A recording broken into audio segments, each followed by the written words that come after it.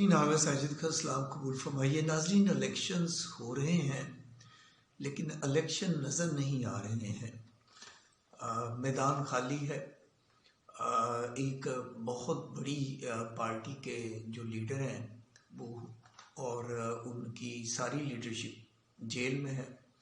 बाकी उम्मीदवार आपको पता है फरार हो चुके हैं। कुछ इश्तिहारी हैं, तजवीज़ कनिंदगान, तइद कनिंदगान, उनमें से बहुत से लोग वो भी फरार हैं। कोई पोलिंग एजेंट तक बनने को तैयार नहीं है। और पोलिंग स्टेशंस के लिए जो उम्मीदवार स्टेशनरी वगैरह का सामान तैयार करते हैं वो भी चोरी छुपे नामालूम जगहों पर ये लोग तैयार कर रहे हैं। और उनको ये खौफ है किसी वक्त भी गिरफ्तारी हो सकती है या छापा पड़ सकता है। मुकदमे, गिरफ्तारियां और मेरा ख्याल है कोई 2600 के करीब MPOs के ऑर्डर जारी हुए हैं। कुछ 4000 बंदा गिरफ्तार हो चुका है। और इससे आगे चलकर ये भी देखें कि इससे कबल क्या हुआ कि जो इस सियासी जमायत की बहुत सारी लीडरशिप है उनके कागजात जो हैं वो मुस्तरद किए जा चुके हैं। इनसे इंतखाबी निशान तक छीन लिया गया है। और इस इंतखाबी निशान के छीनने से इनसे 20% सीटें जो हैं पार्लियामेंट में से वो छीन ली गई हैं जो इनको मिलनी थी। ख़वातीन की और अक़लियती सीटें बहसीत पार्टी के तकरीबन ये 70 के करीब सीटें बनती हैं, उनसे ये पार्टी महरूम हो चुकी है। और आगे चलकर अगर आप देखें तो ये कि इंतखाबी निशान छीनने के बाद उन्हें मूली, चमचा, जूता, खीरा, कुकड़ी, कुक्कड़ ये इस जैसे इंतखाबी निशान देकर मुखालफिन की तजलील की जा रही है।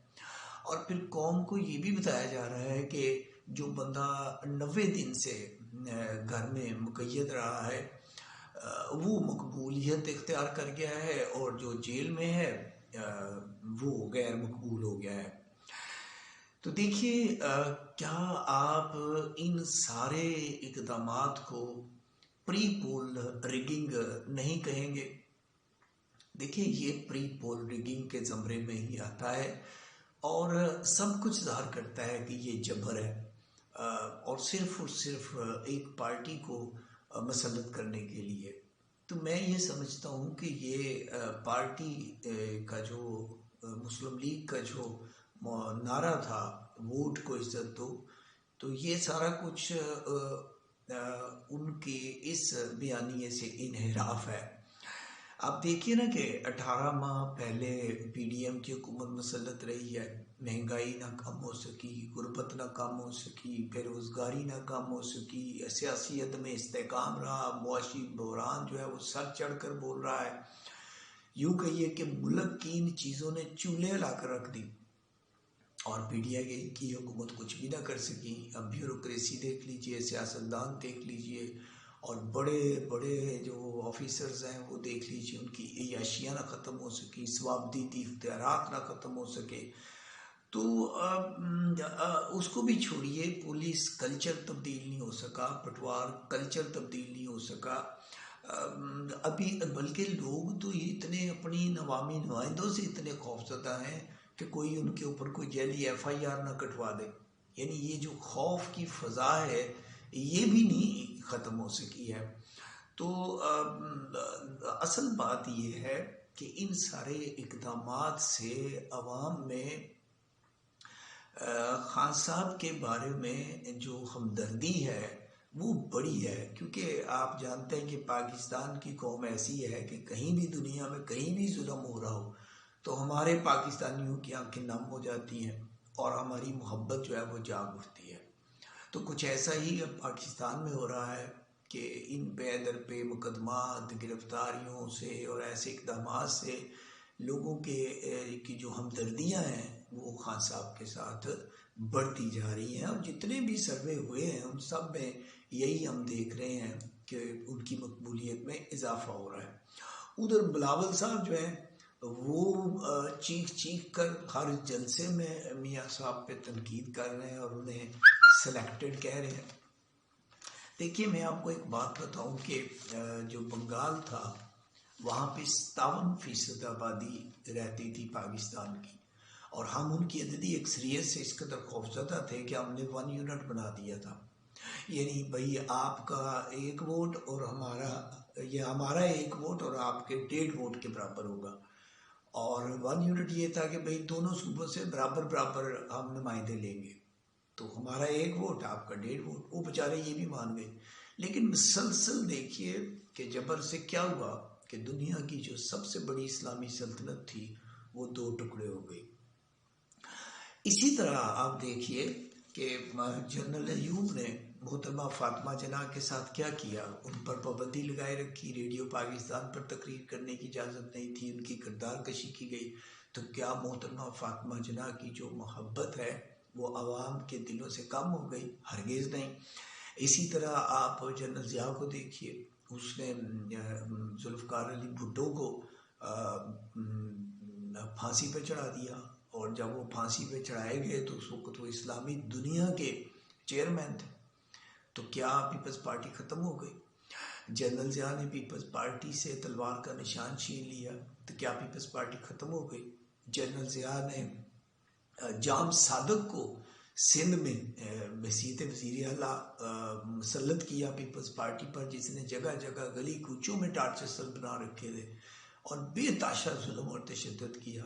تو کیا پیپلز پارٹی ختم ہو گئی؟ نہیں۔ اور جب ان کو موقع ملا تو انہوں نے جام صادق علی کی قبر پہ بم جو ہے اس کو بم سے اڑا دیا۔ تو اسی طرح میں پڑھ رہا تھا کہ بنو امیہ جنہوں نے حضرت امام حسین علیہ السلام کو اور ان کے پورے خاندان کو ذبح کیا، ان کا ظلم و ستم کوئی تقریباً 80 برس تک جاری رہا۔ تو وہ لوگ جو ان کے ظلم و ستم کا نشانہ بنے، جب ان کو موقع ملا تو انہوں نے کیا کیا، بنو امیہ کے تمام حکمرانوں کی لاشوں کو قبروں سے نکالا اور ان پر تیل چھڑک کر آگ لگا دی۔ سو میرے کہنے کا مقصد یہ ہے کہ آپ جبر سے اور آپ ظلم سے حق کو، سچ کو نہیں دبا سکتے ہیں۔ اس وقت پاکستان شدید خطرات میں گھرا ہوا ہے۔ اب تو آپ یوں کہہ سکتے ہیں کہ 3 اطراف سے خطرات لاحق ہیں۔ ایران کے ساتھ بھی حالات ٹھیک نہیں ہیں، وہاں بھی دہشت گرد ہیں، دہشت گردوں کی کارروائیاں ہوتی ہیں، افغانستان سے تو مسلسل ہو رہی ہیں، اور تیسری جانب جو ہے وہ بھارت ہے، اس کے ساتھ بھی ہماری کئی جنگیں ہو چکی ہیں، معاشی طور پہ ہم شدید مشکلات کا شکار ہیں۔ تو ایسے میں جو تحمل کی اور دور اندیشی کی ضرورت ہے، اور جتنے بھی سیاسی تجزیہ نگار ہیں ان سب کا یہ کہنا ہے کہ بھئی اگر آپ دوسرے لوگوں سے مذاکرات کر سکتے ہیں، جیسے آپ لشکر طیبہ سے مذاکرات کر سکتے ہیں، لشکر جنگی سے مذاکرات کر سکتے ہیں، سپاہ محمد سے مذاکرات کر سکتے ہیں، سپاہ صحابہ سے بات کر سکتے ہیں، بلوچستان لبریشن کے جو وہ دہشت گرد ہیں ان سے مذاکرات کر سکتے ہیں، طالبان سے مذاکرات کر سکتے ہیں۔ طالبان کو یہاں پہ کراچی پشاور میں تو وہ لا کے آباد کر رہے تھے، بھائی ان سے مذاکرات ہو سکتے ہیں، ایم کے ایم سے مذاکرات ہو سکتے ہیں، تو پھر آپ پی ٹی آئی سے کیوں مذاکرات نہیں کر سکتے؟ آج میں اسٹیٹمنٹ سن رہا تھا کہ ان کا بیان ہے جی خان صاحب کا کہ ہم تو 19 ماہ سے کہہ رہے ہیں کہ ہم سے بات کی جائے۔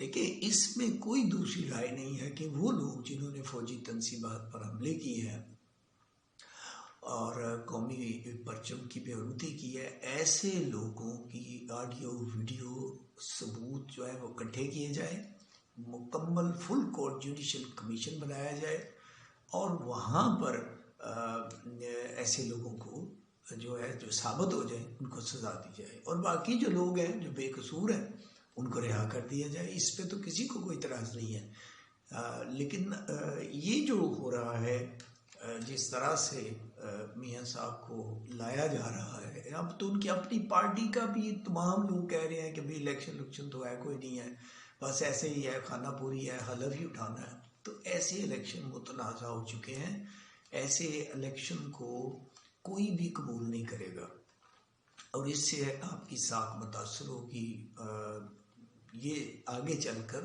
ملک کے لیے نقصان دہ ثابت ہوگا۔ تو شہروں میں تو یہ صورتحال کافی پیچیدہ ہے، لوگ باشعور ہیں، تعلیم یافتہ ہیں، پڑھے لکھے ہیں، وہ اس بات کو سمجھتے ہیں، لیکن دیہاتوں میں تو جہالت ہے، یہاں تو بس نان چھولے اور بریانی کی ایک پلیٹ پر یہ میری ساری فلاسفی جو ہے یہ ختم ہو جاتی ہے۔ تو آج کے لیے اتنا ہی، اپنا خیال رکھیے گا۔ پاکستان زندہ باد۔